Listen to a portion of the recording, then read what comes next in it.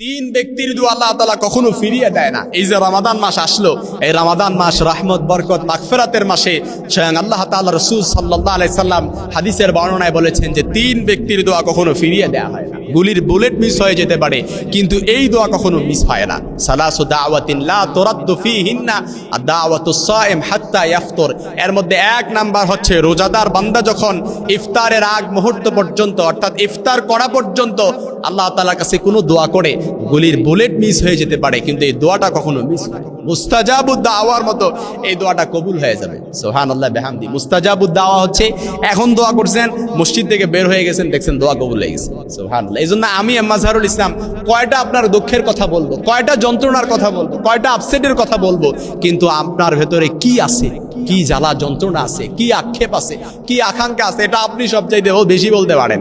সংসারে অশান্তি আছে, স্বামী স্ত্রীর ভালোবাসা মজবুত হচ্ছে না, বন্ডিংটা মিলছে না, আপনি আল্লাহর কাছে দোয়া করেন, দেখবেন স্বামী স্ত্রীর ভালোবাসা মজবুত হয়ে যাবে, এমনভাবে বিল্ড আপ হবে যেটা জান্নাত অবধি করাবে।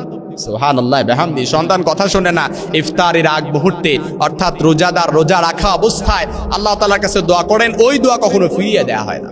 সুবহানাল্লাহ বিহামদি। পেরেশানিতে আছেন, দুশ্চিন্তা আছেন, মামলা মোকদ্দমায় জড়িয়ে আছেন, ঋণে জর্জরিত আছেন, ঋণের কথা তো না বললেই নাই। আহা, কত ভাই যে আমাদের কাছে ফোন করে কান্নাকাটি করে, কত আক্ষেপ করে, আহা, চোখের পানিগুলো ছেড়ে ছেড়ে কিভাবে যে কান্নাকাটি করে, হাউমাউ করে, ঋণের বোঝা এমন ভাবে জর্জরিত আছে, দেয়ালে পিঠ থেকে গেছে, ডানে বায়ে সামনে পিছনে বেরুবার কোন দিকে রাস্তা নেই।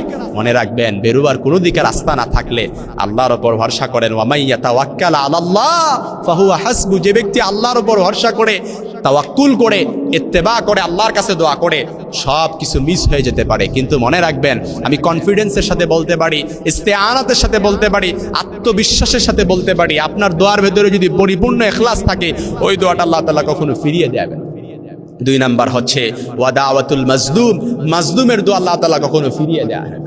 আহা, আপনি অত্যাচারিত হয়েছেন, কারো দ্বারা ক্ষতিগ্রস্ত হয়েছেন, কেউ আপনার উপর জুলুম করছে, আপনি মাজলুম, মনে রাখবেন মাজলুমের দোয়া আল্লাহ তাআলা কখনো ফিরিয়ে দেয় না। এজন্য মাজলুম অবস্থায় থাকলে আল্লাহ তাআলার কাছে দুই হাত তুলে দোয়া করবেন, দেখবেন ওই দোয়াটা আল্লাহ তাআলা সাথে সাথে কবুল করে নেবেন, মুস্তাজাবুদ দাওয়ার মতো, যেটা আপনার কল্পনা দেওয়া নাই।